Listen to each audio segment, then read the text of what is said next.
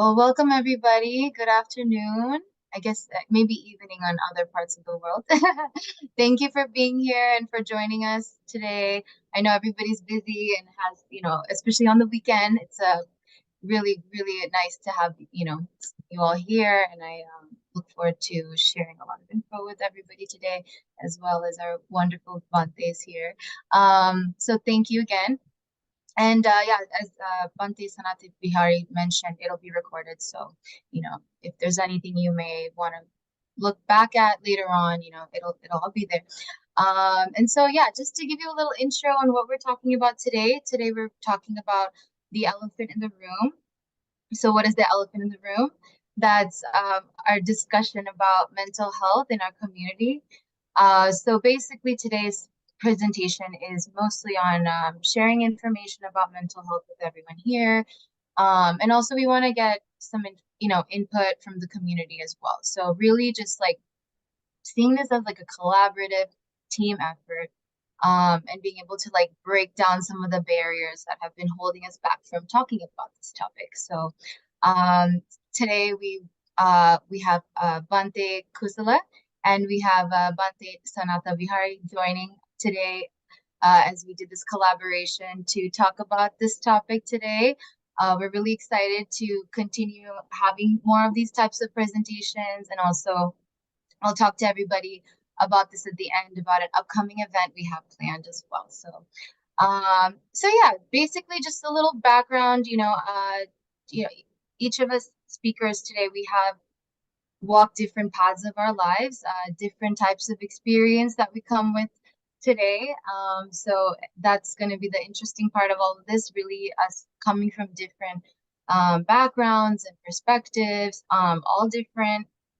But the common goal here is really just to bring our community together, as I said before, and creating more understanding and healing. And through us breaking down those barriers, we'll get there. So I just wanted to start off on a little quote that healing can occur when we start to shed the light on the shadows that we have. So that's the spirit for today's presentation as well. So without any further delay, let's get started. I'm gonna bring in a lot of energy. That's my personality. So just letting you guys know, if some people are still waking up, here I am. So just wanted to say thank you again, and we're gonna get started with Bhante Sanata Vihari. He's gonna start his part of the presentation today. Thank you. Thank you so much, Stephanie, for that lovely introduction. Thank you. Yeah, so Stephanie, can you give me a thumbs up if the presentation's up there? Yeah, we're good with the Yep, slides? it's all good. Thank Yeah, you. we have good karma today. The Davis Yes. are protecting us. Yeah. So yeah, as Stephanie was saying, we're here to discuss mental health, especially within the Sri Lankan diaspora community in the United States and Canada. And yeah, a little bit about myself, right? Like, how did I come in contact with this community? What am I doing here? How did I get here, right? All these existential questions. So a little bit about myself. I was born and raised in LA, grew up in the Koreatown, Hollywood, North Hollywood districts, which included Little Armenia and also Thai Town. I had many Asian friends growing up. Actually, my high school sweetheart was a Vietnamese girl. And actually, the first school I went to was an all Korean school. I didn't know that at the time, but later when I was like 10 years old, I looked back at the pictures and I was like, someone here doesn't look the same. Someone's different. So, and I asked my parents, why did he put me in that school? And they're like, it was the closest one. And that's how I ended up there at that all Korean school. So, a lot of very, how can I say, like particular situations when you grow up like in inner cities like LA, or you grow up in big cities like New York, right? Like it's so dynamic and you come across all these cultures. And when you're growing up as a little child, it just seems like normal, right? But as you get older, you're like, oh, wait a minute, this is kind of different. Like not everyone grew up like this, but it's a blessing to have been able to experience that growing up.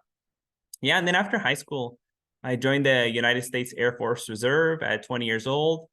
And I was in the Air Force for about 9 years, and as a air transportation craftsman, basically the person who works on loading, unloading planes and passengers and all the cargo stuff. Just think about like a Delta Airlines meets like FedEx or UPS, right? Like put them together, and that's what I did for the military.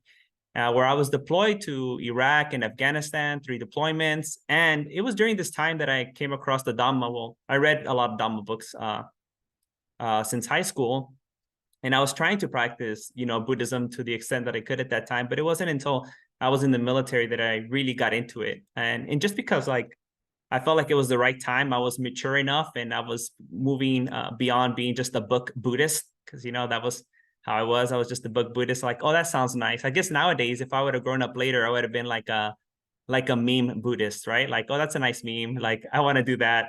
That looks pretty, but I wasn't really motivated to do it yet. But then around 2011, I started listening to like Ajahn Brahm talks on YouTube. And it was thanks to Ajahn Brahm that I really felt motivated to practice the Dhamma. And then I started listening to Bhante Yuttadhammo's Dhammapada series. And that I love that Dhammapada series. I was listening to it when I was in Afghanistan, actually. Every day I listened to watch one of the episodes of Bhante Yuttadhammo on the Dhammapada. And that really helped me get through my time over there on my last deployment, because I was over it. That's why I got out. Anyways, yeah. And then luckily enough, there turned out to be a Sri Lankan temple down the street, but I never knew it. I lived there for over 10 years and I didn't know there was a Sinhalese temple there, because they look like houses, right? Like most Sri Lankan temples just look like a house. You're never going to know until I went out to Yelp and I was looking for a Buddhist temple, and it turns out that there was one down the street. So I just walked down there, and I was so blessed to, be greeted by such friendly Sri Lankan monks. And Sri Lankan monks, almost virtually all of them can speak English. So that makes it a lot easier too, right?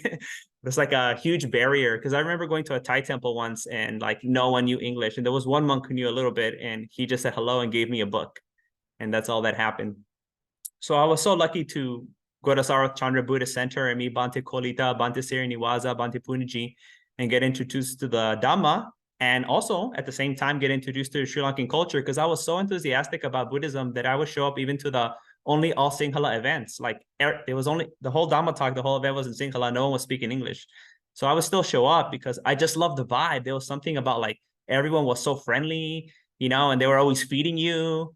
And although the food's a little too spicy, even for me as a Mexican, but I still enjoy the spicy Sri Lankan food.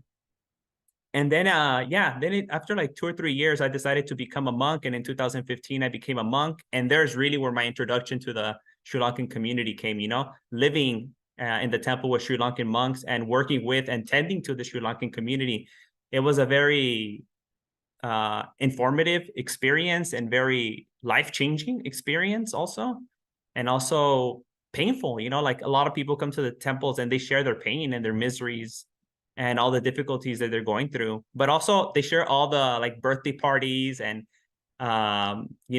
weddings, and all the kids are so amazing going to all these amazing colleges. Everyone's got like a 4.0 or higher or something like that. It's ridiculous, everyone's so amazing. I was like, wow, this is such a amazing community, and everyone took me in. I've never felt like an outsider, and I felt so blessed to be part of this community and being received so warm-heartedly. But anyways, as during my time as a monk, I was luckily enough to finish my degree and my BA in religion, and also get my master's in counseling psychology as a marriage family therapist.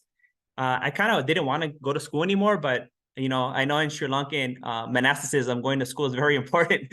All the monks are always telling me, you should get a PhD, and you should go to school. And I'm so happy that the Sri Lankan community has such an emphasis on studying, because that really motivated me to finish my studies and just not leave it halfway. Anyways, yeah, so up until now, it's been a little over 8 years that I've been at a Sri Lankan temple, and, working mostly with kids, because I'm the one me and Bhante Siriniwaza run the Dhamma School program. So that's what I've mostly been working with kids, and kids, they're very honest. Like they say everything that happens at home. So I got to learn a lot of things about what's really going on. They're unfiltered at that age, the little 5-6-year-old kids. So that was also very beautiful. But a lot of teenagers and young adults, when they come back from college in the summer, they share a lot of their experiences too, right? And they've told me many times, like, I don't feel comfortable sharing this with my parents, or I don't feel comfortable sharing this with the older monks because they look mean, they're scared of the older monks. I don't know why. The older monks are very friendly and nice, but they just, for some reason, they think that. And yeah, but I've been spending also a lot of my time working with the Latino community, because Sri Lankan monks are so much about sharing the Dhamma throughout the entire world. So that rubbed off on me. So I also want to share the Dhamma throughout the entire world. So I've been doing that in Spanish. And currently I'm in a Buddhist chaplaincy program because I kind of want to pivot towards that, serving Buddhists, right? And serving them in the capacity of a Buddhist monk. And that's really what I want to do. So I think you got a good feel about where I'm coming from and where I'm at right now. And so let's talk about what is mental health, right? What is mental health? Mental health just includes everything, actually. Mental health is everything. It's emotional, it's cognitive, it's behavioral. Mental health is not only about being sick, but it's also about like feeling great and being happy. And mental health is about relationships, and mental health is about enjoying your life, and mental health is about the struggles, right? And the hard work. It's basically everything, right? We experience everything. The whole entirety of our lives is mental health. And there's no difference between mental health and physical health. Hopefully in some future talks, we'll get to talk about the relationship between these two and see like, wow, there really isn't that much of a difference between, it's just like different ways of approaching the same topic or the same issue. As I was saying, mental health affects the way we think, the way we feel, the way we act, the choices we make, and the way we relate to others. Also, mental health is more than just the absence of mental illness, right? It's essential to your overall health and quality of life. So mental health is just like well-being, overall well-being, focusing specifically like on the psychological part, right? The subjective part. That's what we can say. But it's just as important as our physical health. Okay, so what is a mental illness? This is the thing that no one wants to talk about or admit, or it doesn't happen, etc. Whatever, so many taboos, so much stigma. This is the elephant in the room that we're here to address. Mental illness are health conditions involving changes in emotions, thinking, or behavior, or a combination of these, right? Mental illness can be associated with distress or problems functioning in social work or family activities. Yeah, so mental illness, just think about it, something that's making it difficult, or something that's an obstacle or a hindrance or causing problems in your normal, that would impede you to live your life normally. That's all it is, right? It's not like it's not Mara, it's not our bad karma or anything like that, right? It's something that arises due to the difficulties and changes in life, right? And that impedes you from living a normal life. Basically, that's what we can talk about what mental illness is. And mental illness does not discriminate, right? It doesn't happen only to certain, it's only an American thing, right? Only people in the West, they get mental illnesses, right? And, back in Sri Lanka, we didn't have mental illnesses, right? Or back in the time of the Buddha, there was no mental illnesses. Only today, nowadays, mental illness is something that just arose in the last 100 years in the West. It's something that's made up, right? No, mental illness doesn't discriminate on age, gender, geography, income, social status, race, ethnicity, religion, sexual orientation, identity, background. No one escapes this. There's a beautiful passage from the commentaries, and it says that Sabe putujana umataka, right? All beings are crazy, according to the Buddha, right?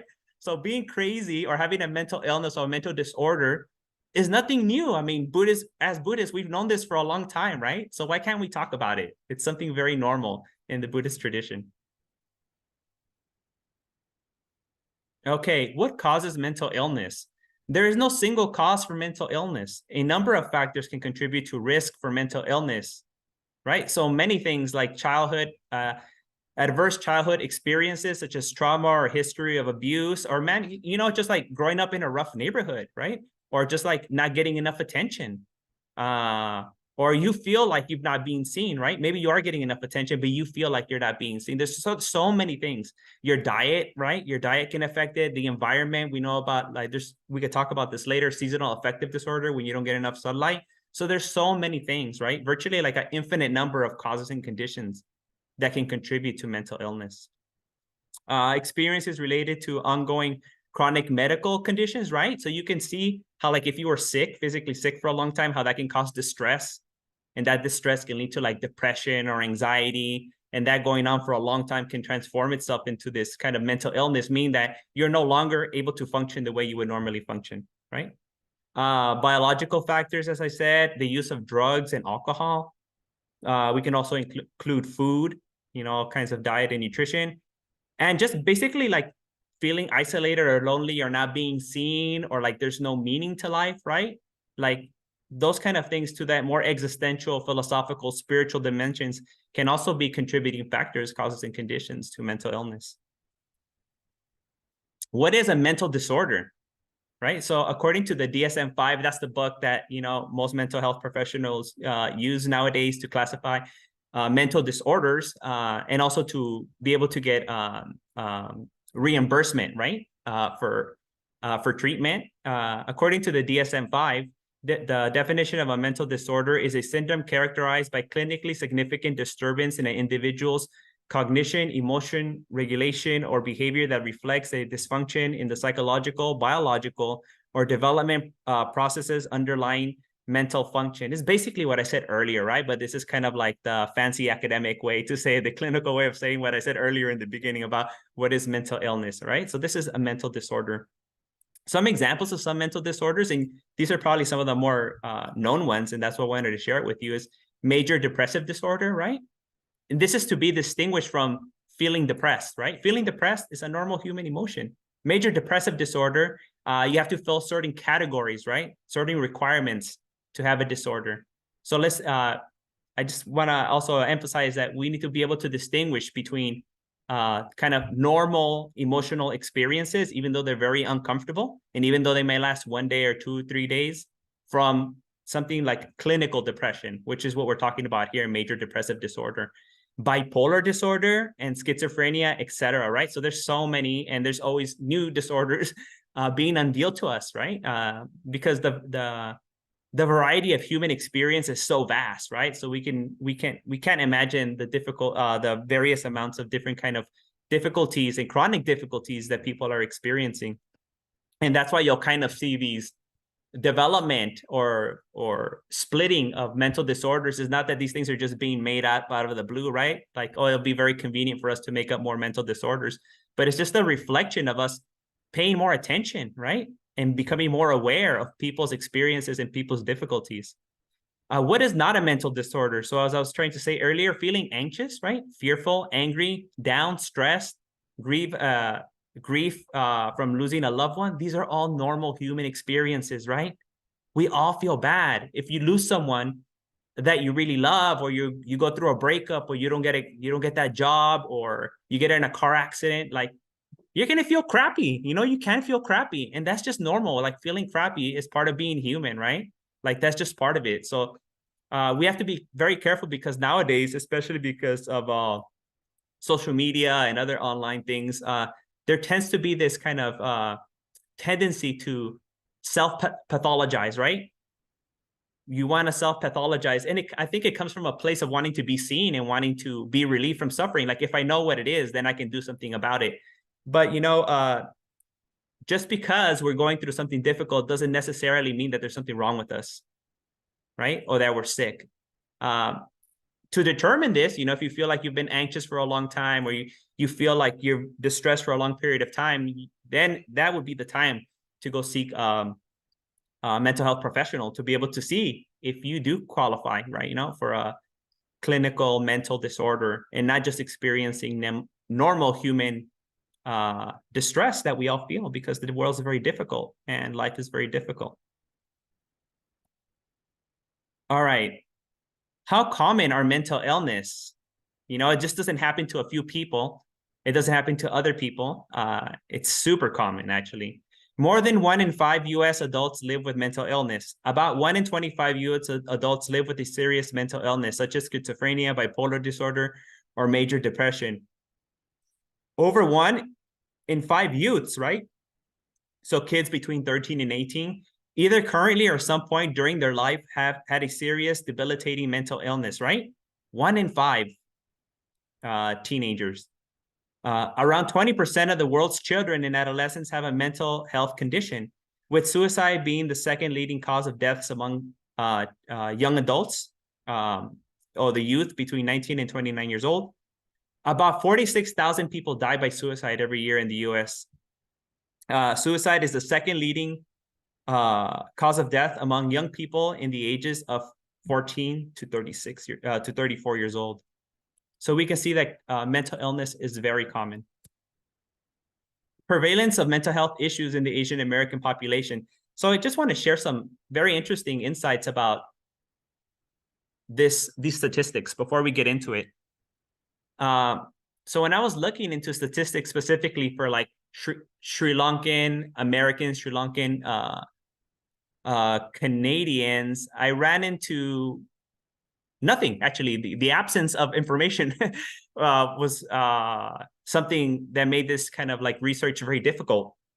So when in order to find Sri Lankan American, Sri Lankan Canadian, Sri Lankan Australian, whatever information, I had to look within the broader category of Asian, whatever here, Asian American, right? And within the group of Asian American, sometimes we'd find like South Asian Americans too, right? And then sometimes I'd have to look where it says other, right? So we can find to find statistics about Sri Lankan Americans, Sri Lankan Canadians, we have to look within Asian American statistics. We have to look within South Asian American statistics, or look within other statistics, right? So it was very difficult to find statistics just pertaining specifically to Sri Lankan Americans or Canadians. So I'm going to be using these wider categories of Asian American or Asian or South Asian American, just because there is virtually no data, right? It's difficult to find data. So this is the best that I could do to find the data on this population. So 1/3 of Asian and Asian American or Asian American adults here, this distinguishing factor between Asian and Asian Americans. An Asian would be like a person who is studying in the United States or Canada, right? And not necessarily as a citizen or a resident or identifies as an American, but they're here in the US or Canada or some other Western country, and they identify as Asian.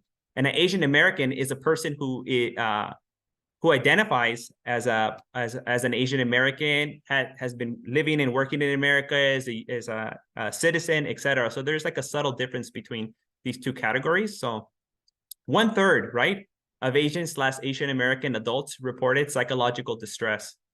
Increased risk of distress among adults who were female, trans, non-binary, ages of 18 to 44 years old, US born, Cambodian, multiracial, and low-income. So these are the communities, right? These are the groups who have higher levels of distress, right? Than what we would call like the vast majority or the normal Asian American population. Of those reporting psychological distress, 41.8 reported unmet mental health needs. Unmet mental health needs were the highest among Asian American adults who were ages 18 to 24 years old, right? So nearly half of Asian Americans, right, reported unmet mental health needs. Wow. US South Asians often experience greater stigma towards mental illness than other groups, right? So when comparing them to Latinos, comparing them to African Americans, comparing them to all these other groups in the United States, South Asians, right, often experience greater stigma towards mental illness than other groups. And that's why we're here today, right? We're here to address this issue. Prevalence of mental health issues in the Asian American population. Did I go backwards? No. 1 in 5 US South Asians reported experiences of mood and anxiety disorders in their life, right? So mood and anxiety disorders, we're talking about major depressive disorder. We're talking about social anxiety disorder and these kind of disorders, right? So 1 in 5 US South Asians reported to experience one of these either mood or anxiety disorders in their life.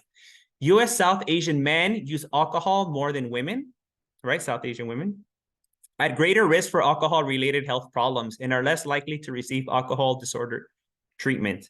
Alcohol use among South Asian men is also linked to increased family violence, disruption, financial problems, drinking and driving, and other legal problems.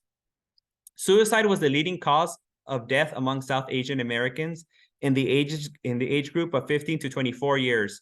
South Asian women attempted suicide twice as often as males. So we can see some really painful, very painful numbers here. Okay. So here's the other part of the elephant in the room, right? Because there's so much stigma about going to therapy and seeing a psychologist or seeing a mental health professional, right? So what is counseling? What is therapy, right? And counseling and therapy, subtle differences, but for the purposes of this talk, we're going to use them like they're synonymous, right? Psychotherapy is an approach for treating mental health issues by talking with a psychologist, psychiatrist, or another mental health provider, like Stephanie, right? A clinical social worker. It's also known as talk therapy, counseling, psychosocial therapy, or simply therapy. During psychotherapy, you can learn about specific issues and how your thoughts, emotions, and behaviors affect your mood.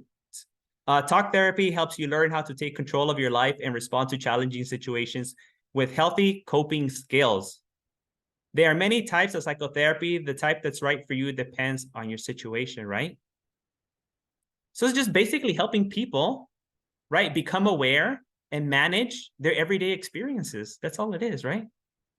It's not like we're doing witchcraft or, like some other wild stuff out there. I mean, it's just getting to know people and helping people and listening to people with their everyday problems. Reasons to seek out mental health. Therapy counseling isn't only for people who are struggling with mental health problems, right? An illness. You don't have to have a mental disorder. You don't have to have mental illness in order to see a counselor, to be able to see a therapist, a mental health professional. Therapy can be a great way to explore and understand the issues we navigate every day, including decisions to do with work, relationships, or life in general. Some examples of like why some people might want to see a therapist are just you want someone to talk to, right? Maybe you don't feel comfortable talking to your family or friends. That's a great reason. You don't need to be sick. There doesn't need to be anything wrong with you to talk to someone, right? There's a big change in your life. Maybe you're deciding to move from one career field to another, to move from one city to another, right? Maybe you've lost someone, and lost someone doesn't mean they died. Maybe you broke up with someone, a partner that you've been with for a long time, right? And you have to grieve that. So processing that grief with someone who's experienced and has a lot of knowledge about how to processing grief will be very beneficial. It doesn't mean that there's anything wrong with you. You're not, we don't need to pathologize that grief. Maybe you feel like you lack meaning in your life, right? You're feeling lost or you feel out of control. That's another good reason to see a therapist or a counselor. Maybe you're having family issues, right? There's some tension between you and your spouse or your sister, your brother, your auntie, your mom, your dad. That's a great reason also to seek out some therapy. Maybe you're living with a severe illness or disease, right? Or for substance use, addiction, etc. So it's not all about that you're crazy, right? Like people would say, you have to be crazy to go see a shrink. Like, no, you just might need someone to speak to or someone to hear you out, or maybe someone to share your problems with, or just get a different perspective, of what's going on. Yeah, so that pretty much wraps it up for me. And I'm going to be passing it on to Stephanie, who's going to come with twice as much energy as me. Thank you, Bante. Thank you so much. And I guess I'll be piggybacking off of all of the great information you provided, the statistics especially, and we're gonna continue to dive deeper as we continue this presentation. So thank you. All right. So my name is Stephanie. I am a real life therapist. And just to start off my part of the presentation, I just wanted to give you a sense of my background and what led me into this field, and just like how like some different parts of my life have led me here, like my upbringing, my experiences, my my education, and yeah. So just wanted to give you a little background of who I am and segue into the rest of the information. So just to start off with where I was born, I was born and raised in Los Angeles, California, in Hollywood specifically. And so early on in life, my goal was, I was so geared on just helping people, just like I just want to heal people. That was what I said as a kid. And touch people's lives, and that was like my general goal as a child, I would say. And growing up, you start to learn about different things, different fields, questioning, what are my options, right? And I remember going to school, and every, school, or just the doctor, whatever environment, and just kind of looking around, like, what type of person do I want to be when I grow up? And I really admired a lot of the doctors, actually. So growing up, I really um, was passionate about wanting to be like a pediatrician or a doctor, some capacity of the ability to heal. And yeah, so just kind of went on that path. I ended up wanting to seek a career in the medical field. Part of that was also that was just what everybody talked about in our community, the typical doctor, lawyer, stuff, businessman, businesswoman, right? Options. And I kind of hold myself into one of those boxes in a way. But also, was still thinking about the goal, which was being able to have the capacity to help people. So during my bachelor's degree, I actually majored in psychology. So I guess I was already going in that direction, but I did complete some classes that would be prerequisites, excuse me, for becoming a doctor or any type of medical professional. And throughout that journey, I learned a lot about myself. I did different internships, and through that was able to really see and understand the importance of why mental health and physical health are so important in terms of just overall health in general. And that really started to frustrate me a little bit, not in a negative way, but more so in a way of like something is missing here. And I started to question a lot of things. I started to even question, some of the pressures that I saw within my own college experience, and feeling like a lot of the students didn't have the resources or support, or just seeing, people within our community, or just like friends, family, that were struggling. And I felt this need to like, I was always that person that was giving people advice, and just that person people would come to for help. And so I was like, I feel like I have something here. Let me move in that direction. So through lots of experiences, I then decided to go into getting a master's in social work at USC. So I did my BA in psychology at UCSD. And then after that experience and that, questioning and, understanding more about myself, I thought, okay, mental health it is. So I applied to USC, got in there for a grad program. And that led to where I'm at today, which is as a therapist. I'm an associate clinical social worker. So currently I'm working from home, and I'm working as a mental health clinician, and so working towards my license. So basically, if you think about it like a medical perspective, like it's like residency right now kind of feeling, getting my experience, really, helping people that have, as Bante just talked about before, it can be things just like stuff that we're struggling with, and it doesn't have to just be stuff with a specific mental illness, but even just like issues like relationships, self-esteem, stuff like that. And so I really love what I do in terms of the ability to help and give back. And I found my path in this, and I'm really really glad to be here.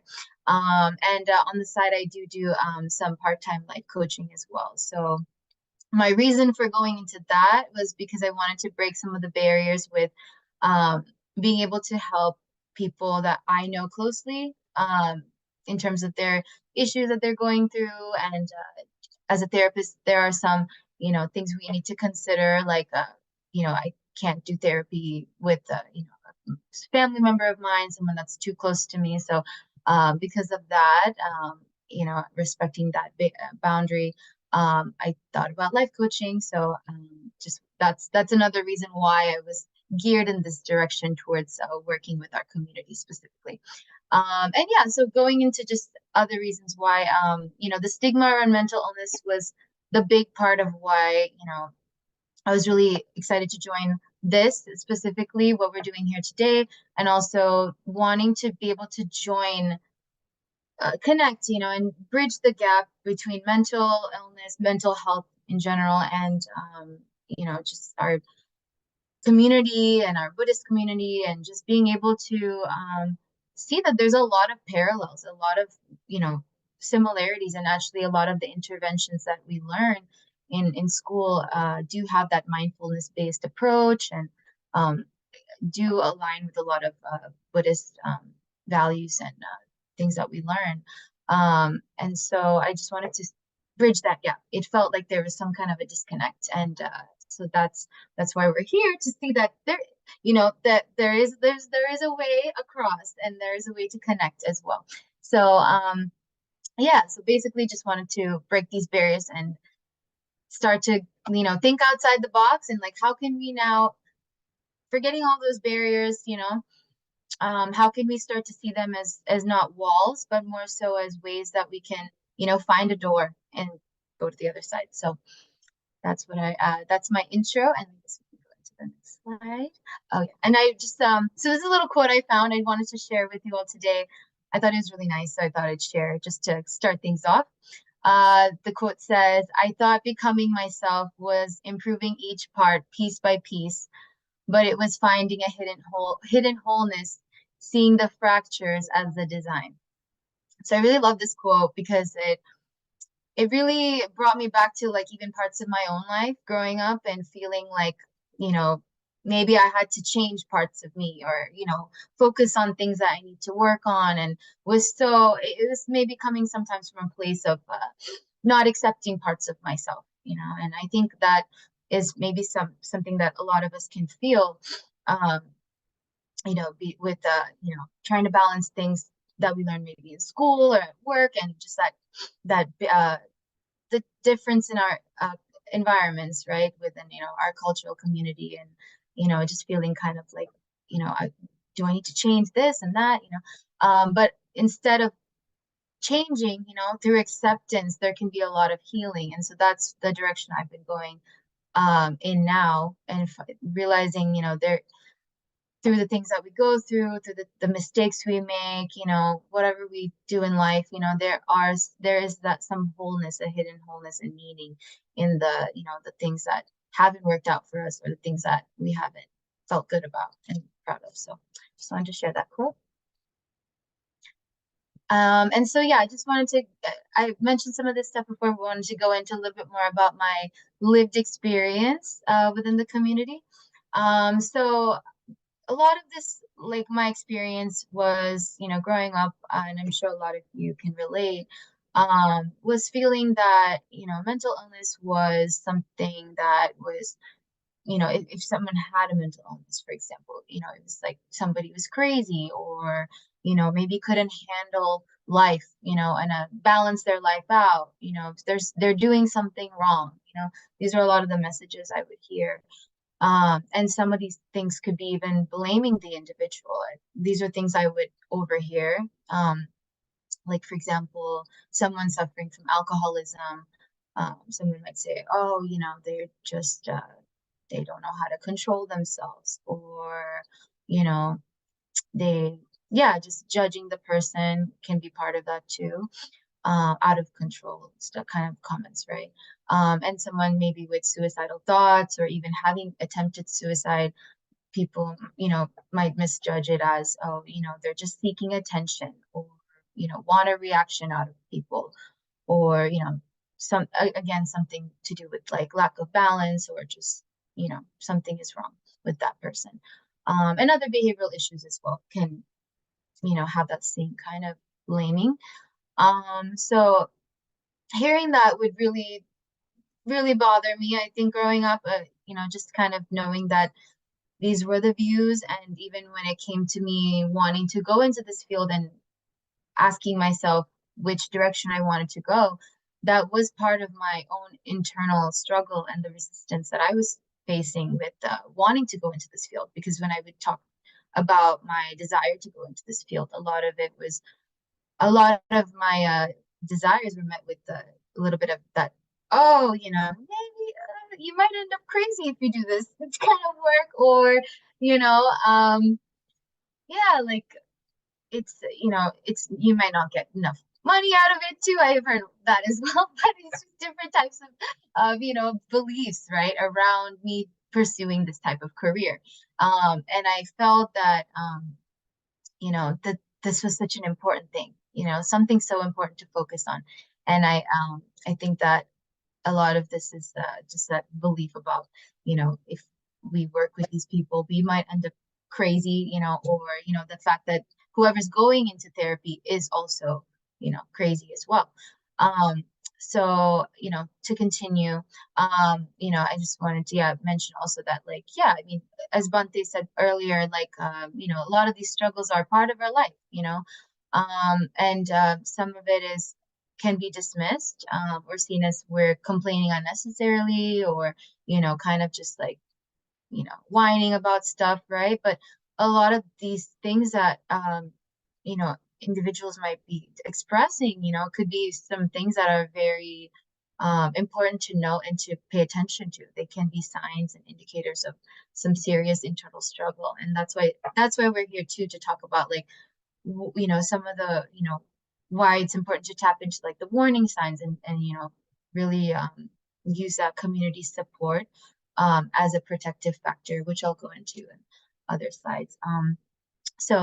Yeah, I noticed this lack of understanding around mental health, and how, like, certain pressures, expectations can also contribute to mental illness. So, pressures to succeed in school, pressures to get a certain job, or to even just put a smile on one's face, right? When we actually don't want to smile, you know, some of the days, right?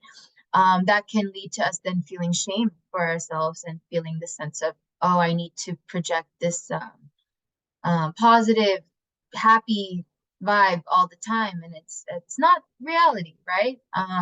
And so this kind of feeling can lead to a sense of isolation, feeling misunderstood, feeling that there is a lack of acceptance of ourselves and our feelings or emotions. Um, and then a lot of this can be then swept under the rug, right? And I wanted to just briefly share something about different types of emotions, actually. Um, that we have two types of emotions. We have natural emotions, and then we have manufactured emotions. So natural ones are the ones that Bante mentioned before, like, if someone passes away, we feel sad. If something happens with the relationship, or a loss, right, we have to grieve, right? But in terms of manufactured emotions, those are emotions that you know, basically our natural ones amplified, where we end up not really fully having processed those natural emotions. And then it leads to us really having some struggles later on, where we ask ourselves questions like, why did this happen to me? Why am I like this? Right? And we keep that natural emotion, kind of like putting lighter fluid on the fire. It keeps that natural emotion going. So through acceptance, through this community support, that's how we can actually heal some of the old wounds we've had, and move through those natural emotions finally, and being able to process them. So that's it for that slide. Thank you. So just a little, I would just kind of briefly go over this. Some of the stuff that, the beliefs, some of the stuff I mentioned before. I think this list is could be more that could be added to this list, but this is what came to mind for me. Some of the taboo beliefs or stigma around mental health. So some of the things we might say are mental illness isn't real. We all have stress. We all have anxiety and depression. This is a Western thing. And that particular quote could also relate to us feeling like, well, because it is a Western thing to have mental illness, then why would we get therapy, right? Why would we seek support? Why would we talk about this? What, it's just, we'll get over it, kind of thing, right? Or maybe talk to somebody, talk to a friend, right? And, it might be dismissed. The other ones could be stay strong, don't overthink, or that's crazy. We don't have the money for that. It's a luxury, right? Meaning for mental health services. And and that one's tricky, right? Because sometimes that is a barrier, right? Finances. And I, know growing up, I was feeling bad about seeking therapy because I would look online and see the cost of mental health services. And I was thinking to myself, oh, I don't know if I can do that. It felt like a luxury. And I think in our community, that can be a big barrier. I want to seek therapy, I want to seek help, but how can I do it? Um, but yeah, at the end, there are some resources, but I just wanted to share now that there are ways that we can seek support. And again, it's really us coming back to the community again, right? It's if we have that protective factor of our community, we can also share within our community, or maybe get access to those resources that we talked about through you know, letting someone know within our community that we do need a little bit of help, right? And then another thing is, just talk to blank, it could be our spiritual leaders, right? And being able to, and kind of putting it in that direction, right? And it could be something more serious, right? So I guess we want to be mindful of that, you know, how we redirect our some of these needs and some of these things that we need to look out for in terms of warning signs. And maybe, and as I said before, dismissing. So, that dismissal of someone's mental illness and their attempt to share, um, especially if it's something that someone might be struggling with for a long time. This is actually probably one of the most important things and my biggest concerns as a therapist, actually, when I hear a lot of my patients talk about this. I, for example, I talk to my family about this and my friends, and or maybe a parent, and they didn't take it seriously, and no one can listen to me. I don't know who to talk to about this. And this can actually exacerbate someone's mental illness, actually make it worse, because then they feel further isolated, further, helpless, and it might lead to worse things. So yeah, that's it for that slide. So yeah, I just wanted to talk about some concepts as well. Just a little kind of different approach here. So there's a concept called acculturation. So this is a process that can occur when two or more cultures interact together. So in this, image shows it, just how the blending, right, the interaction of two cultures can occur, right? So it's basically this concept is a cultural exchange, essentially. So from like prolonged contact, living in the same, uh, area, or moving to a place where there's other cultures, and that prolonged contact creates an influence within ourselves. So acculturation status affects our career and personal psychotherapy processes, and acculturation status is associated with physical, mental health, school performance, and family or marital adjustment. So yeah, basically, with this concept, you know, uh, a lot of that influence can really, you know, it can really, it can be helpful and harmful, right? Sometimes uh, that interaction, of the two cultures and us adapting and, getting used to, a new environment can be a lot, right? And so, within this process, it can bring up a bit of struggle at time, right? A sense of questioning our identities, our sense of self, and really maybe even sometimes feeling a bit lost. So that's what I wanted to share about that. And then the other concept we wanted to share is called enculturation. So this is the process of becoming socialized into and maintaining cultural norms. So essentially, it's like, a process of us learning and internalizing, some of the cultural values and stuff that we learn from our family, our community. So enculturation is the very first familiarization process to a particular culture and begins right after birth. Enculturation teaches an individual of his or her position, roles, expectations, and behaviors of the particular culture in which he or she lives in. So examples of this, could be parents teaching children how to eat with their hands, and just some of the other cultural, you know, things that we do. How to bow to the monks and how to speak Sinhala.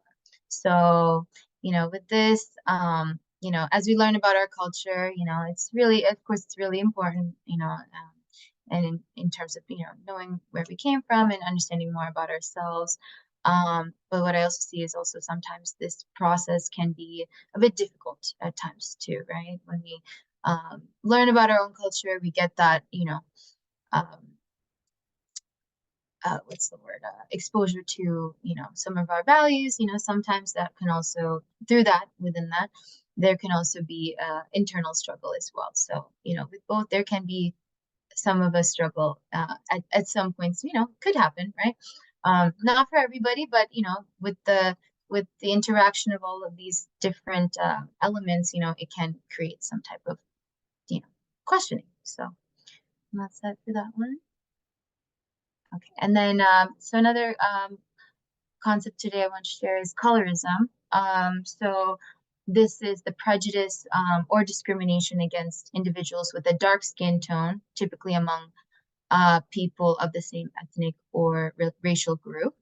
So for many South Asians, the lighter brown skin tone can be associated with the sense of attractiveness, right, goodness, power, status, competence. Whereas with darker skinned individuals, they can be perceived as maybe unattractive, maybe dirty, lazy, ignorant. And this is all stuff that's from these articles that we've found this information in. And I'm sure a lot of you can relate and even, yeah, have heard some of these types of uh, comments made, even maybe growing up. And it's something that we tend to see even in media, right? Like movies and just from growing up, and even when it comes to dating or marriage, or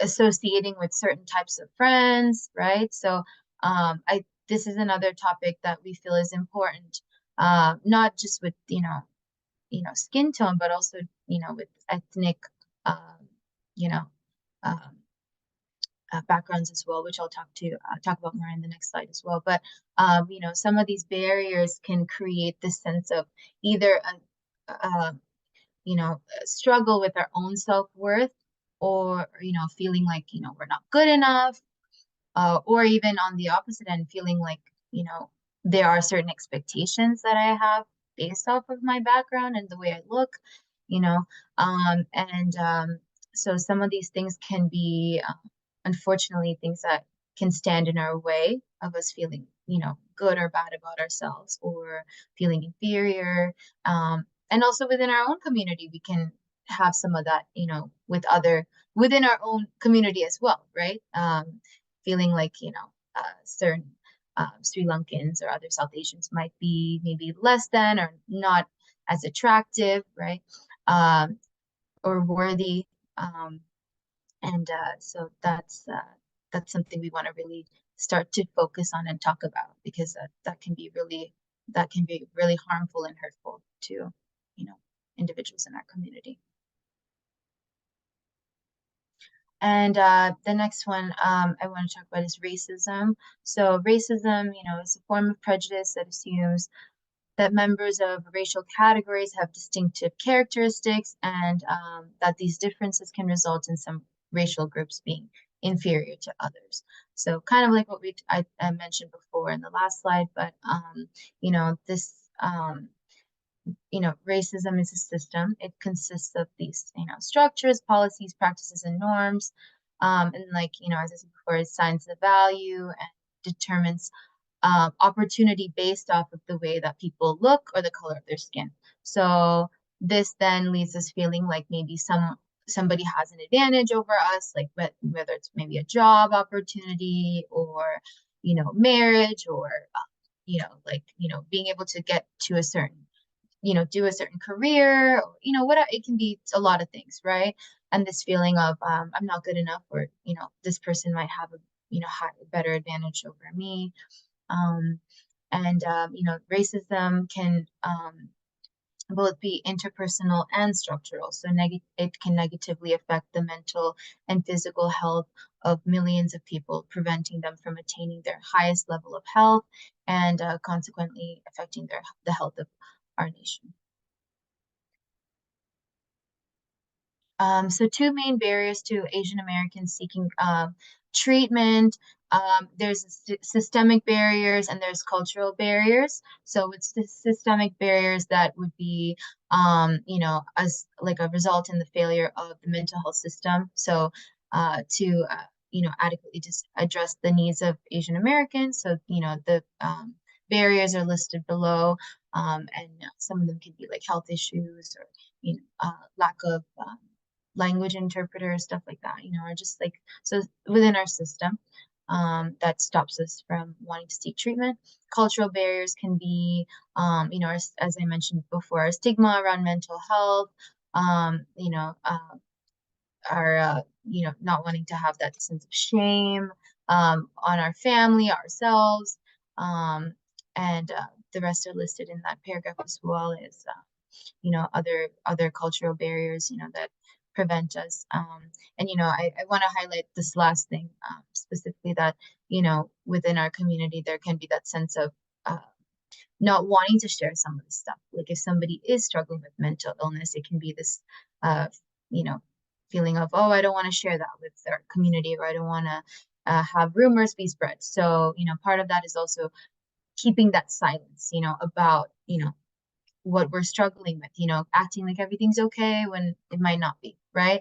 And there's that shame that is, attached to that mental illness, or just whatever we're struggling with, right? As I mentioned earlier, I'll just briefly go through some of these. But So, the downplaying, as I mentioned earlier, right? Bante also mentioned the self-diagnosis, as well as wanting to Google, to search, to talk to people and ask, um, you know, like, can you talk to me about this? And, what do you think I have? And that's, it's okay for us to talk to our community, our friends, right? But when it comes to certain, things that we're struggling with, at some point, sometimes we do need that professional support. And also, as I mentioned before, the lack of social support can also be another struggle that we might face. The lack of access to resources, not knowing where to go, not knowing how to start, feeling intimidated by that process, and also isolation, so not having that support system. So some ideas for support that we wanted to share are access to resources, therapy, activity groups in the future for like us to do some hiking or some type of activity. Life coaching is another one, info or education sessions, and also other Zoom meetings like this. So these were some ideas that we had for what we could do as a community, that we would be working on together, as some ways that we can increase our social support and just support in general. So basically, protective factors are what I basically mentioned before. So the social support, other types of support, and these, having protective factors, in our lives, can help to decrease the risk of mental illness, on our lives and just our well-being, and just being able to have the ability to promote more mental health and well-being for ourselves. So these buffers act as protective factors for us to, just live a healthier life. So within our community, examples of that would be, our spiritual practices, our community, and those are things we already have, right?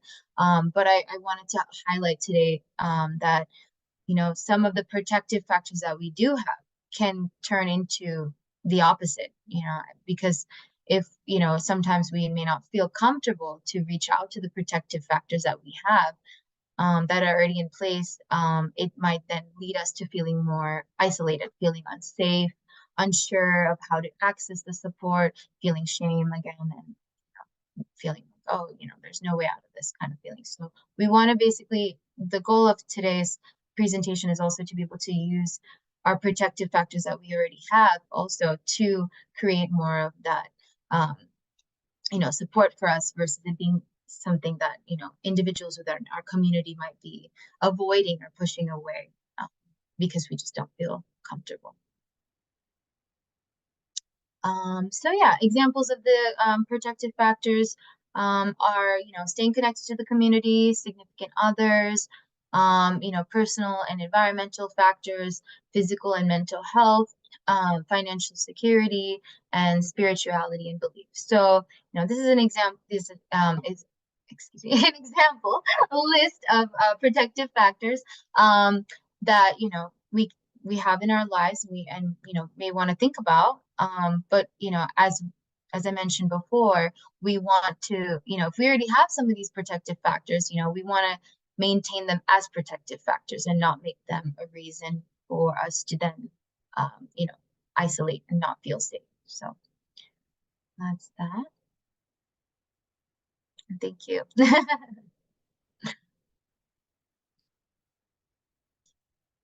And so that's the end of my part. And next, I want to introduce Bante Kusala. So thank you for joining us. Thank you, Stephanie. Thank you, Bante Sanatavihari, for the opportunity to sit with you and talk about this very interesting subject matter. Yes, I was born and raised in Canada. Sorry, Sri Lanka. Why did I say Canada? It feels home to me there. So at the age of 16, as I was seeing a lot of suffering within my own family, I felt called to the monastic life. I saw happy and smiling monks in the temples, although later I understood that they were smiling, but there was suffering also in them. And some of them had to deal with some mental health issues while being monks and living with academic and social pressures of living as a monk. So I can be honest about that. From that age up until now, how I have seen different I have lived through different experiences, and how I know how I witnessed the healing within my own family, and actually healing also within my own body and mind, and that is so important to me. And I studied in University of Peradeniya. I majored in Pali language. And I moved to Italy and studied cognitive science, mainly because I wanted to study how emotions work. Those days I was dealing with tons of anxiety and fear, and I really wanted to know what is going on in that self of mine. You learn so much of Buddhism and you really don't know how to apply them into your life. And you know what to do, but sometimes it doesn't seem to work. The insight of it doesn't seem to come and really help you. So that was my experience. So I have been through also a degree at Harvard Divinity School. So I have been through academic pressure as a student. I realized, I can't be a full-time monk when my university degree called me to be a full-time student. So it was a challenge for me. And followed with that, I worked in hospitals as a chaplain, providing spiritual care. And I wrote my thesis on that experience. Um, After that, I went to Michigan and lived with the Great Lakes Buddhist Vihara and the Sri Lankan community there. And then I moved to Canada, and also I have been going back and forth between Canada and US, teaching children, sharing experiences, and talking to them about various things that they like to talk about. So I have submitted my thesis, my doctoral thesis, to University of Sri Jayawardhanapura, and that part is done. So I want to begin my, let me see the time now. Yeah. I want to begin with, yeah, so Bhante Sanat Vihari put these slides on. Yeah, this one girl within a Sri Lankan family, she called me through her mom and said, Bhante, I'm about to finish my university degree. And the previous she was an engineering student. For her previous semester was challenging enough, but this last semester, just the one that she had to finish, it didn't feel challenging enough to her, and this was a problem. And I sat with her on Zoom, and I let her speak. And what I discovered in that conversation, so there's a lot of learning from them in these conversations, what is actually going on in their lives. So her parents are well educated, so she was demanding so much from her that contributed to also seeing that her sister was doing excellent, and she had a little bit of pressure from that as well.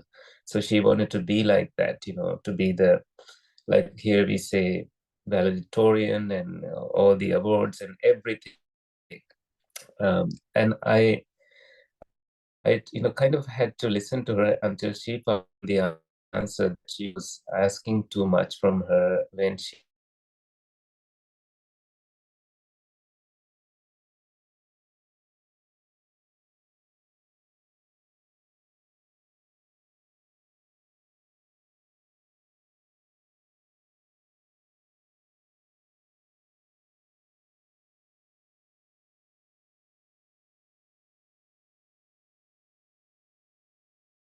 and you're about to graduate, and that you can do that, and your parents will be proud that you never gave up.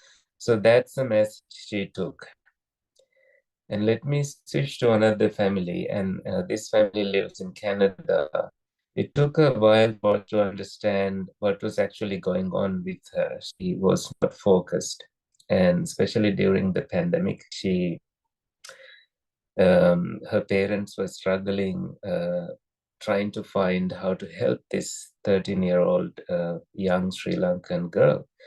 Only recently we discovered that she had an eating disorder, although the assumptions of what she was dealing with were completely different from that.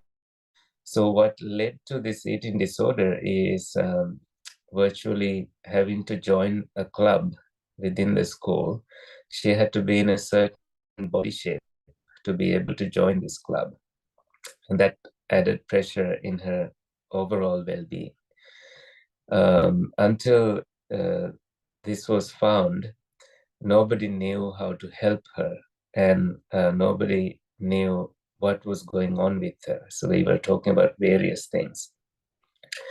And I'm so glad finally a professional was able to discover this through conversations, and was able to reveal that to the family, because the professionals have certain limitations of how much they can reveal to the family. Stephanie can speak to this. But this much was shared, and parents really had a lot of relief knowing what was going on.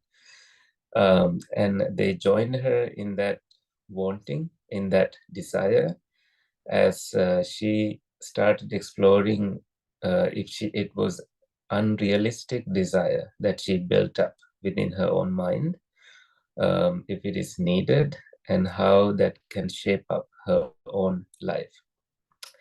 So as a monk, my role in there was to actually give an ear to this family as they were continuously coming back and talking to me time to time. And there are, there's also limitations of how, when they approach to us, these are very bright kids. They know, they know how to, they know how to find information. They know these things. But when they want to speak to a monk, they are very shy. They don't, this is why the Buddha had nuns in place. So these nuns and women were able to talk freely about what mattered to them, what were important to them. So this girl, with limited information, processed some of what she was dealing with. And it helped me to understand that all she needed was to focus on her own goals, and having these goals, and also understanding how realistic or unrealistic these were, mostly academic goals. So she was, in the beginning, she was failing, but eventually she was able to catch up and get back on track. But it's a slow process. So parents had to lower their expectations and join her in that journey as she was coming back to her normal self.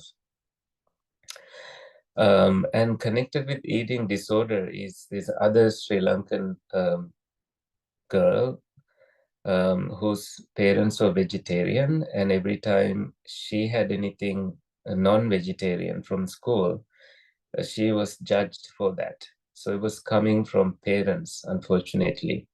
So she didn't have the freedom to eat what she wanted. And ultimately, she developed also a bigger eating disorder, and she started becoming, like, she was eating more than necessary. She couldn't be mindful about her eating.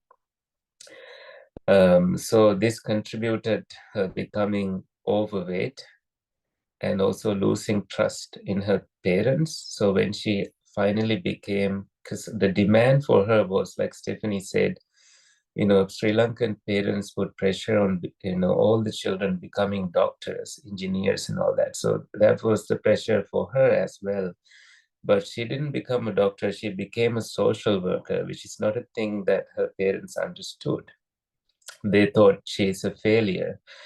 So any income she made, she started ordering things on Amazon.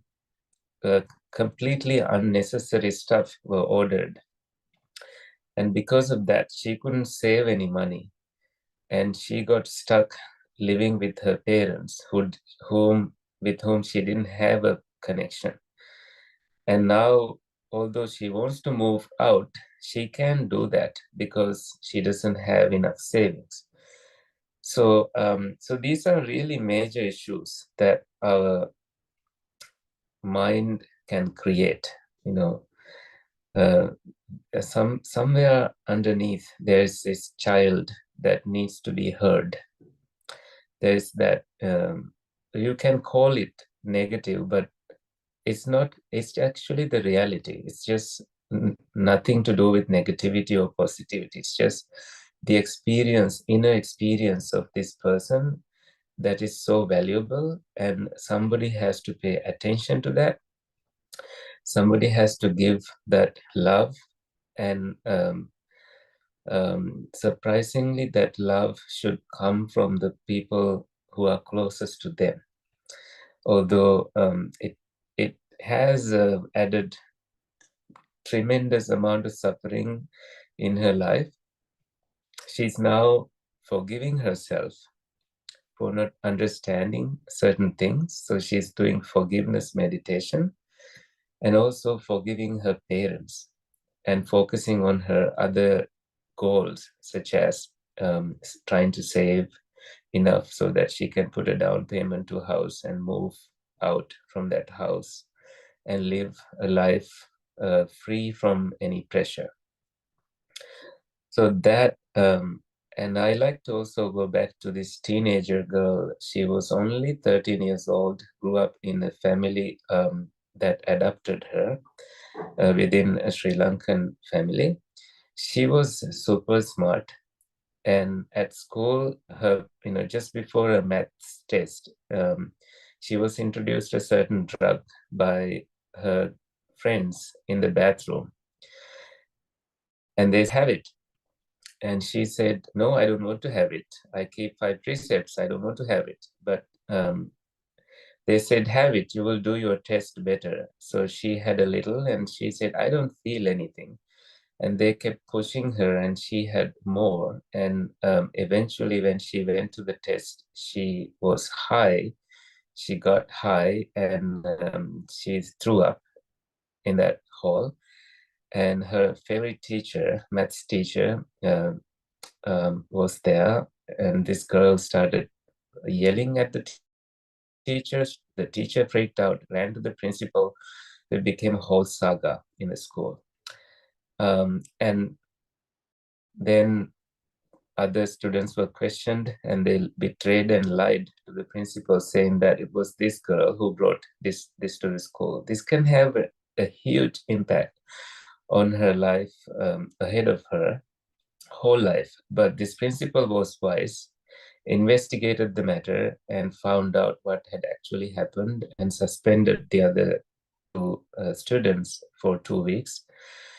And this is the other problem, that we can't completely put the one who misbehaves out from the discipline. The good behaving one is the one that doesn't need much discipline. It's those who are not behaving well that need schooling and discipline and rules, house rules. So in the case of this girl, she ultimately understood. She was very nice, as when she came to talk to me. She understood that she had to be strong in learning to say no to certain things and still stick to the Buddhist disciplines that she had learned, and also Christian disciplines that she had learned. So now she's thriving in her life, and there's more to this story that I think, it's because of the sensitivity of the matter, I would not share that much. But it is through them that I learned that hijacking can happen to anyone in that age, that our intelligence can get hijacked by substances. Our intelligence can get hijacked by emotions. And because of that, we lie. Because of that, we don't know that we are lying. We may lie to authorities. We may lie to parents. We may lie to boyfriends, girlfriends. Our intelligence can get hijacked by computer games, electronics, and our intelligence can get hijacked by hormones. Suddenly someone in the school becomes so beautiful to your eyes. The boy in the neighborhood that didn't matter to you until you are 13 or 14 is suddenly so beautiful, and you are finally giving more attention and building unrealistic ideas, sketching about how their nose looks like, how their eyes look like, what features you like of this person. This is normal. But when it affects, when you build an unrealistic mental world that isn't true, there's certain ignorance in it. Buddhism is all about, seeing that dark ignorance and knowing what is in there, instead of being in a denial, knowing the truth behind these emotions that we are feeling. So this one boy within the family has an attachment syndrome, attachment to computer gaming. And what it does is, it's like a cat going by a mirror and seeing his own reflection and jumping. There's, it doesn't know any difference. It thinks that this is a real cat. Just the same, in that same way, our brains, when we are given computer games so much, it becomes our reality. And someday you may want to act upon these activities that you do within a computer game, such as killing. So this young man started using a knife against his own mother. And this panicked, this created a lot of panic within the family. So I had to teach him how important it is to look after your own mother and how indebted you are to her for giving this life, and how you should instead look after her as best as you can, and stop being annoyed by her presence when she tells him to turn off the computer and focus on studies. This is where the clash started. And ultimately, this young man, he went through a lot of therapy reluctantly, but he started processing things and started catching up with his studies and barely finished his degree. But that is good enough. He did not land in any bad side of a newspaper. And in another community, a sudden death of a young man happened. And this affected all the children within the Sri Lankan community. So the parents started talking to me. And so when something like that happens, that fear that they started feeling zooms in and create an illusion that doesn't even exist, that this could happen to my child. This could, they try to apply Buddhist concepts also in a wrong way, that everything is impermanent, so we should feel depressed and we should, always watch out, and we should not let our kid go out of the house and not let them drive. And so this is about parents doing what I can call, for lack of a better term, overprotection, over caring for the child out of love. So I think, as I had to address them one by one, and I was there with them in somewhat like an insecurity, and it certainly affected one family, and I call this triangulation. The girl is so much favored in that family, but much less the boy in the Sri Lankan family. So he felt very insecure within the family, and anything he did was not validated and the father. So he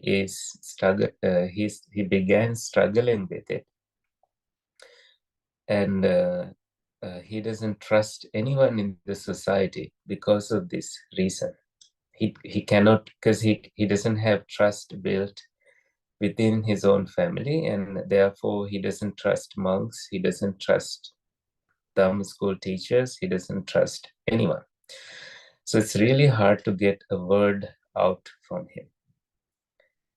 And when he comes to talk to me and sit with me, I try to lead him in a guided meditation. He's dealing with a lot of restlessness, and he can't sit still for at least 1 minute. He has to move, and people able to label to these things ADHD and anything, but somehow what this situation is that triangulation.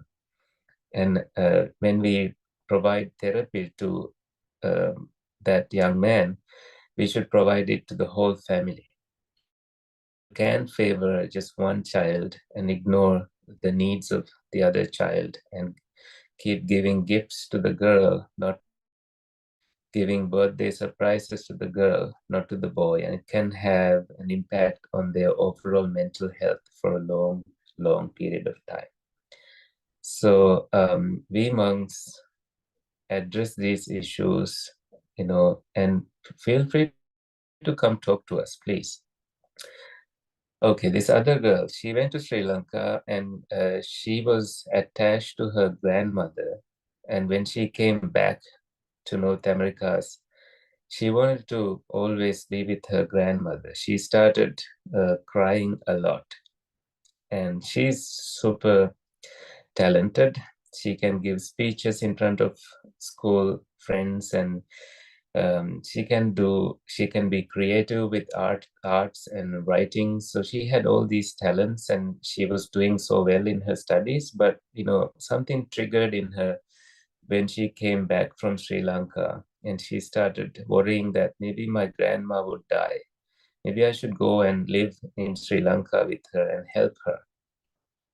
We never know where these attachments can develop in our minds, but these are innocent children loving their grandparents little extra, and we can take them back to Sri Lanka and say, okay, you can live with your grandma and study there, but the parents also want the child to study in here, and try to go through the education system here.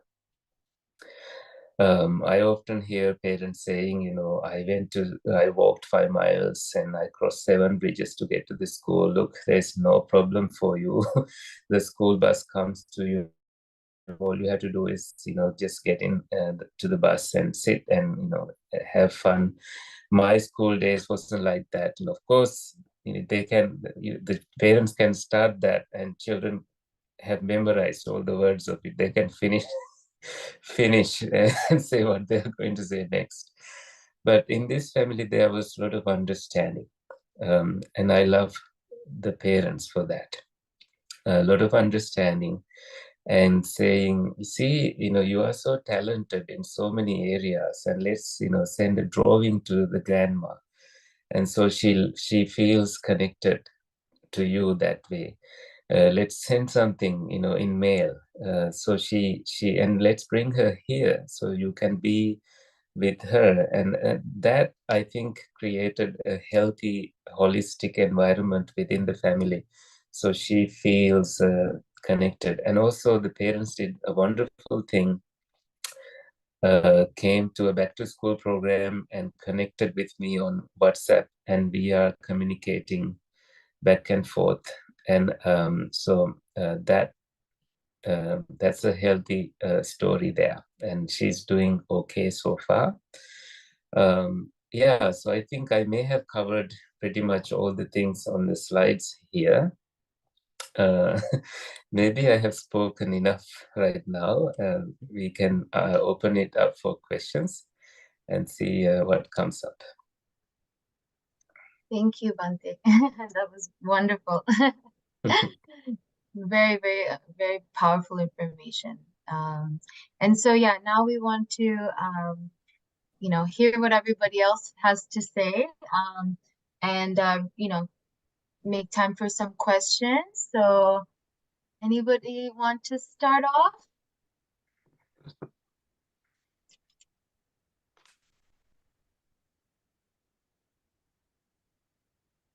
Yeah, so if you have any questions or any comments, now is the time. I believe you can unmute yourself.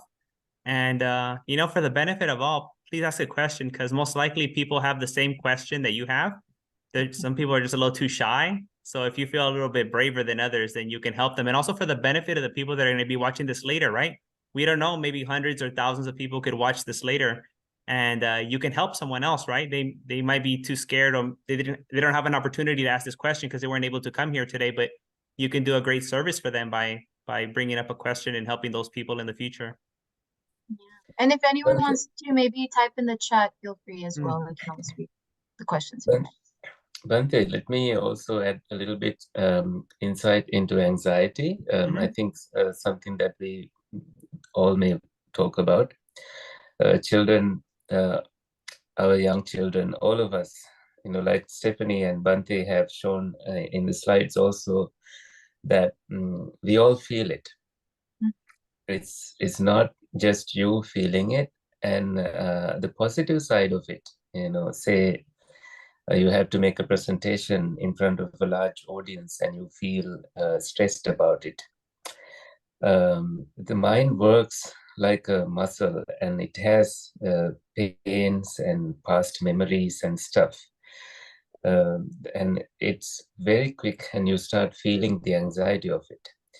But the positive side is that you feel it because you want to do better, and see that you want to do better, and what you can do is to prepare and see that has it ever happened? Has the negative thing that you are imagining would happen has happened? Is it true, or is it necessary? Ask these questions from you. And I'll tell you the story of this kid who went to see a dentist. The day before, he was fighting with his mom, not wanting to go.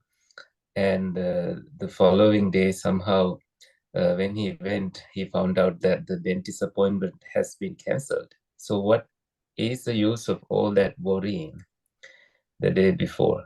Think about these stories and apply this wisdom to just basically any experience, exams, or anything you have. What's the best use of your time? Best use of your time is to prepare, not to procrastinate things.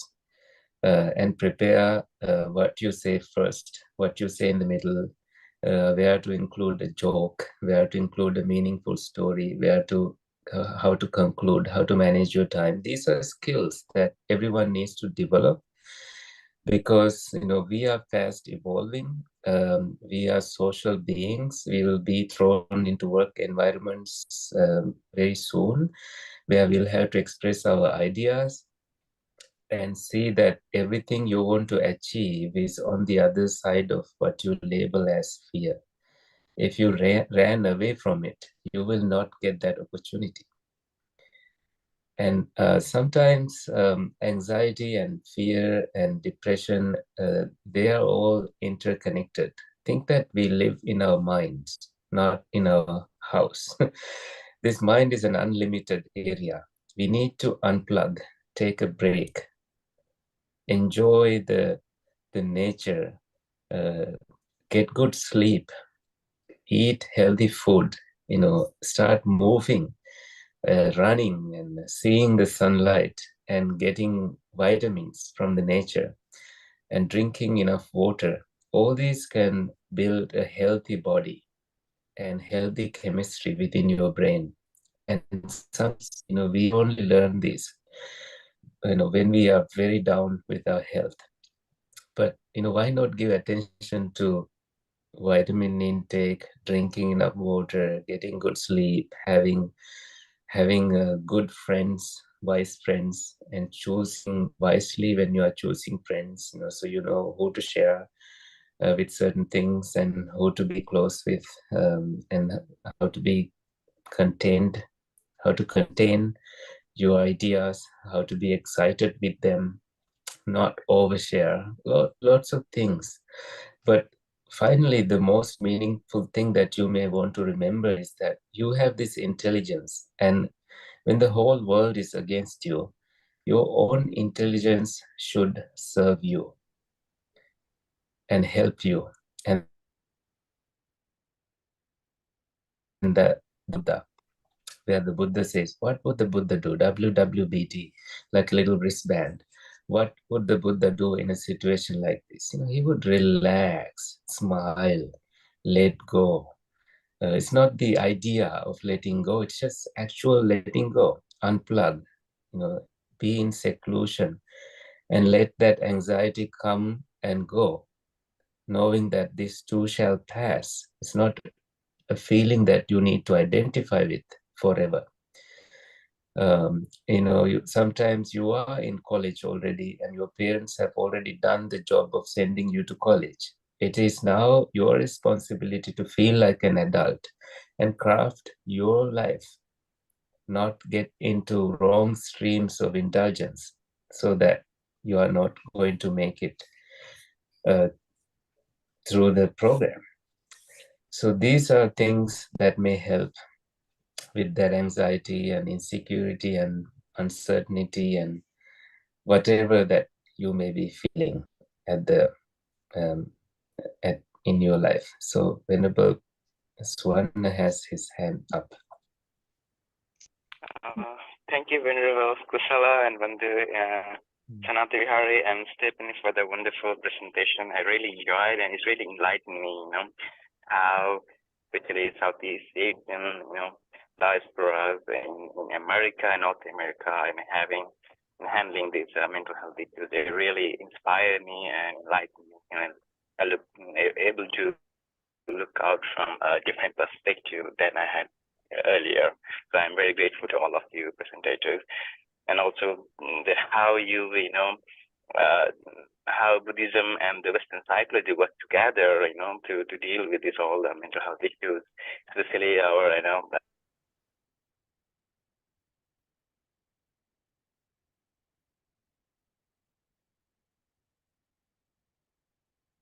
the childhood traumas, the wounds, how they're still, creating problems. And another interesting, what I was very stunned with the inner child, babies, everyone.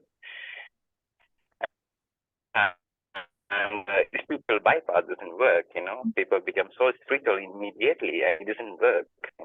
Need in process, counting other, a gradual process to heal those wounds. It doesn't happen healed within a night. And it's really inspired me, and especially that, and with the urge for, even I myself suffered a lot from anxiety, perfection.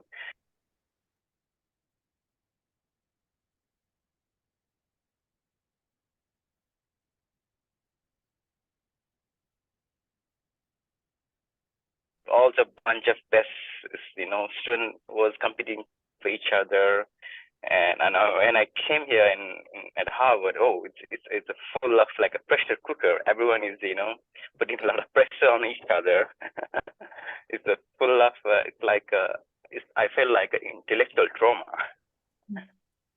But I also went through all the thing as he said, and the way I deal is the same thing as Bhante said, the forgiveness, not ask for a lot of perfection, especially mindfulness helped me a lot. At the same time, a lot of counseling too, but the gradual, way of dealing with emotions helped me a lot. And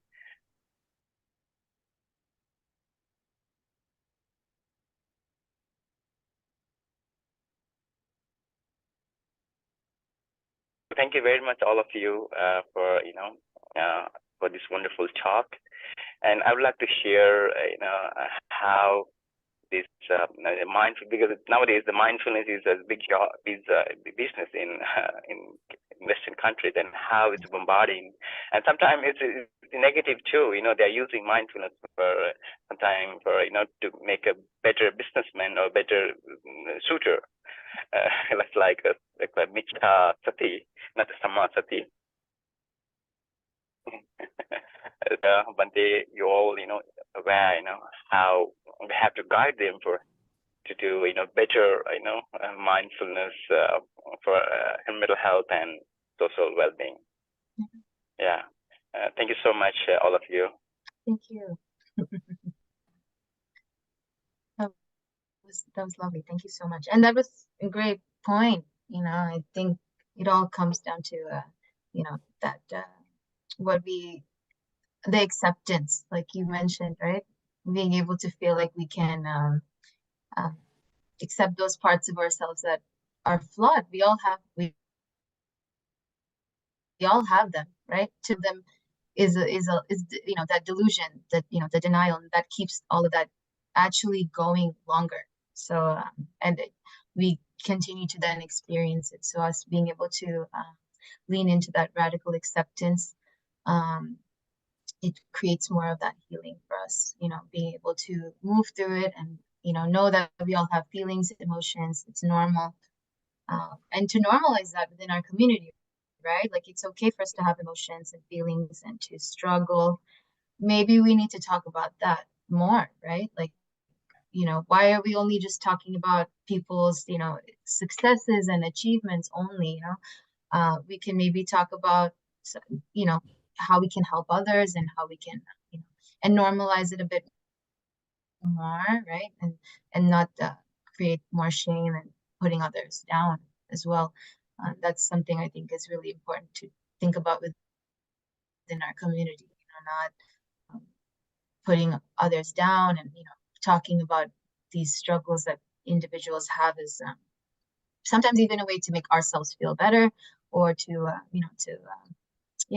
spread things that are, going to end up being harmful to this as a whole.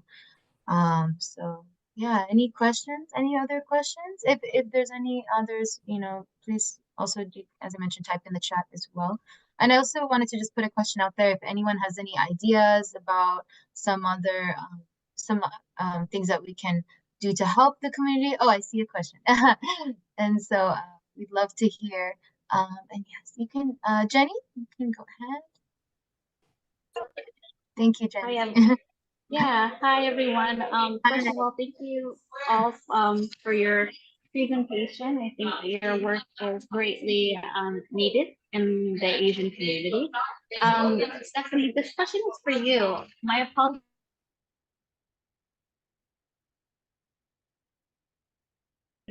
Experiences. One of them was like dealing with a balance of like cultures.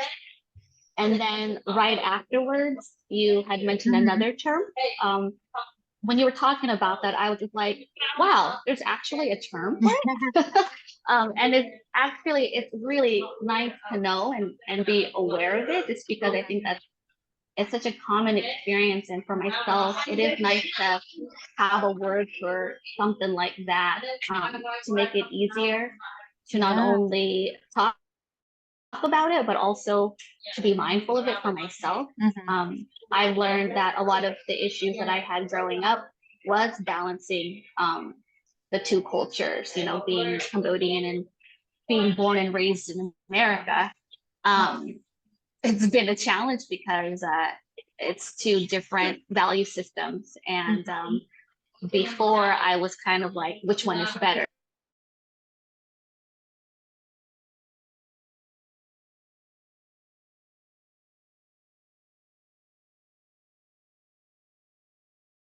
Better communicate with more walks of life. So not just within the Cambodian community, or not just as an American, but just like a human experience too, especially as many people in the world are traveling and interacting with different people now from all types of backgrounds.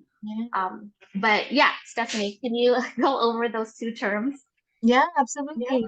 So with enculturation, that term was, us being able to gain more of that, stuff that we learned from birth, the exposure to, the cultural values. So, the norms, the beliefs, the behaviors, things that like, like we just do, like kind of like the examples I mentioned before, like with, for example, like this is how we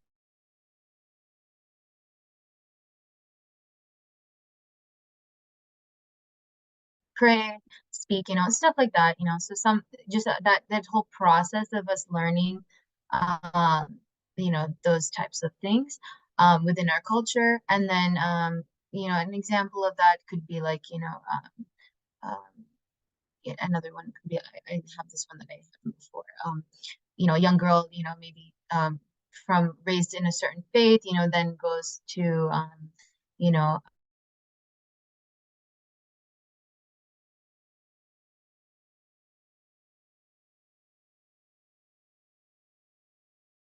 then getting that exposure essentially to that community, and stuff like that. And acculturation, so with an A, is the process of like the cultural exchange. So kind of like what you mentioned before, where there is that like exposure to like another culture, and through the sustained contact of us, being within that culture, it creates this you know uh, things that we might need to change about ourselves might come up, right? And noticing the differences that we might have versus another culture. And an example of that could also be maybe someone moves from a different country to the US, for example, then learns English in order to then communicate with her neighbors or something. So that would be like an example of that, just that need to adapt, and as well as it just kind of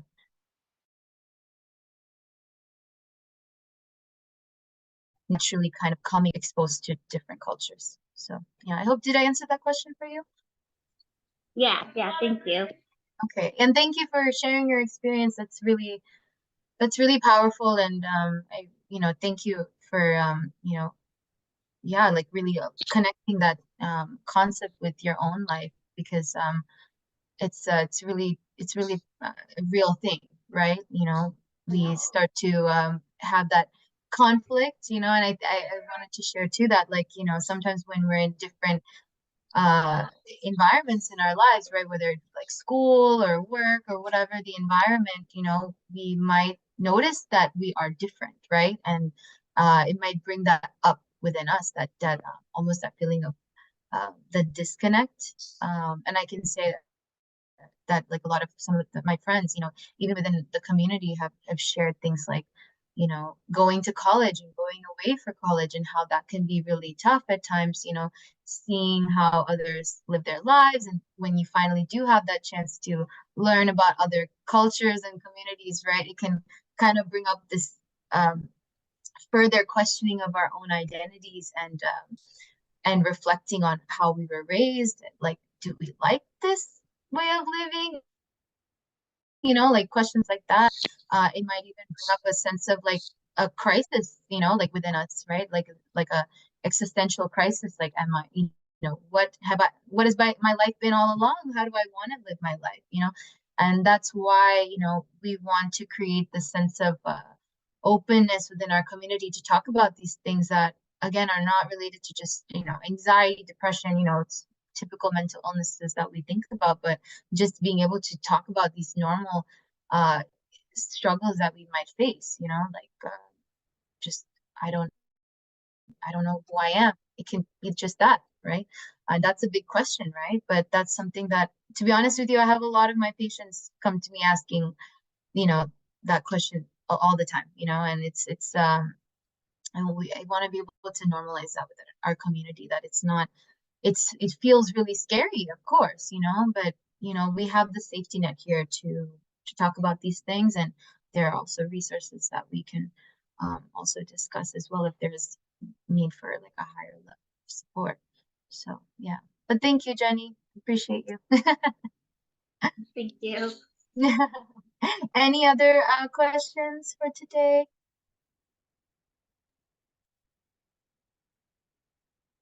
Well, it looks like we're coming towards the top of the hour now, and I think this would be a good place to talk about like future events, or like share our resources and contacts. So I'm just gonna throw up the PowerPoint again, because we have it all there.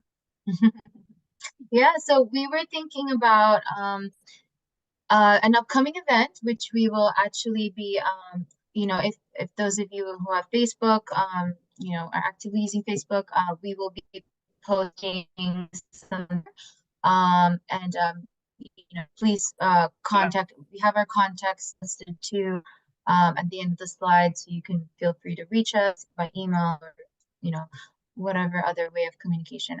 If you have questions, and we basically were thinking of doing like a seasonal hike, something where we can just kind of have fun and come together and just talk about just anything really, and just start to create that community spirit and support. And so we were thinking to do one sometime this fall. This weekend actually is the start of the fall season. So perfect timing, I guess. So we were thinking maybe around October. So all the details will be posted up very soon. We actually plan to create an actual page for this. So that way, everything will be there. There's no confusion. We don't have to worry about posts getting lost in the black hole of Facebook or anything like that. So we want to make sure that these resources are easily accessible, especially if someone is really needing them. And, we can always share them with people that we know that need help, right? Friends, family, whoever. So yeah, we were thinking of that hiking upcoming events. So please look out for that. And we'll have a page set up for that. So that will be coming up soon. And also, I wanted to share that just like a long-term thing that I wanted to personally share in terms of my life coaching services. If anyone does want support, with talking about just like things like self-esteem, identity, just wanting to, I don't know, just anything really, wanting to work on myself and be better at self-care, exercise, sleeping better, like anything, it can be whatever. Please reach out to me. I'd be happy to talk about anything. Any age range, I'm comfortable with anybody. So please, don't be shy. I'm here to support and help. And or if you have any questions too about any other resources that you can support with. So yeah, thank you.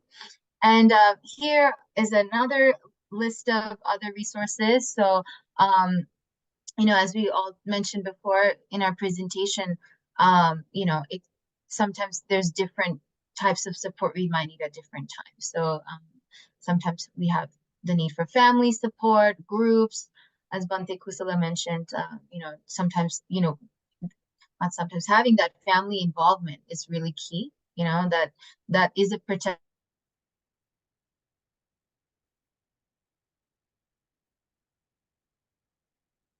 The group, the community, the environment, whatever it might be, and that includes family. So, some of these resources actually do have family support, and the other ones as well, SAMHSA,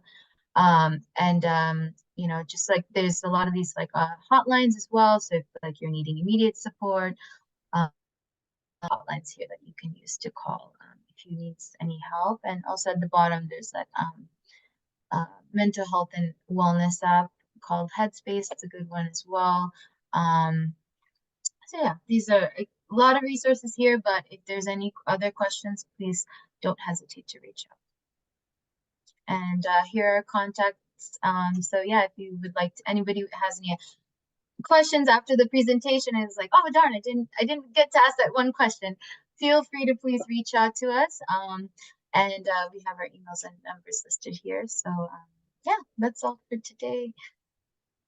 Thank you so much, Stephanie. Also, when I upload the video, I'm gonna be adding these resources and the details, and the details of the video, and also our contact info and the details of the video once it gets posted, and it'll be shared on our social media. So you'll also be able to go back and watch it. And also our emails are there, and specifically mine. If you want a copy of this, I can send you a copy of this presentation and you can have it and keep it for yourself. Also, yeah, I'd also like to make myself available, if anyone needs just an ear to listen. I have 2 ears, so I have more than enough. You can send me an email and we can talk via WhatsApp or Instagram or Facebook or just old school phone call, whatever you like, we can do that also. And yeah, as Stephanie said, we're thinking about some plans like a hike, and that's just going to be mostly for people in Southern California, but we got plans to do activities online too, so stay posted for that. We're planning to do like groups or other activities that we can do online. And then, depending on where I find myself or like Bhante Kusala, wherever he's at, maybe we can do some kind of like different activities in different locations throughout the Americas, right? Depending where we're at, or all over the world, because we're kind of an international group. So kind of, yeah, just kind of kind of stay tuned for that. And as Stephanie said, we're going to have a page dedicated to this, which will do. I'm gonna directly link to this video and where this video will be posted. Bante, did you have anything else you wanted to say before we finish it up today? Same thing, Bante. I have 2 years, and we all have this kind heart and non-judgmental presence whenever you want to approach us. Stephanie has courageously also posted her phone number. So that's really direct line, and our emails are up there, and we will be available. That really, we are here, and this is the goal of all of us, that we want to reach out to you and hear you out so we can really help.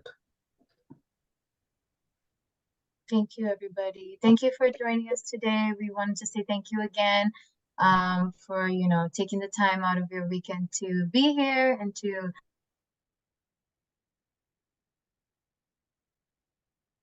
listen to. Support is so important to us, healing and growing and, you know, raising our awareness, you know, and this is all good for, it's all beneficial for all of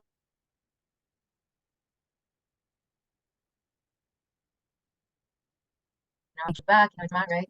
And so a lot of this is it's all connected, you know. And I think the whole thing about this, as a last note, just to mention and to as a reminder, you know, we all are connected. We all are one. You know, we all live under the same. We're on the same planet, you know, and so really just we want to continue to just break these barriers, and so we can, you know, move past our ego and our, you know, our fears, our identity, the things that hold us back, you know, and really move towards opening our hearts, healing, and, you know, just reminding ourselves that we're all human beings at the end of the day. You know, titles aside, you know, I even tell this to patients in therapy, you know, forget I'm the therapist, I'm just a person. So just wanted to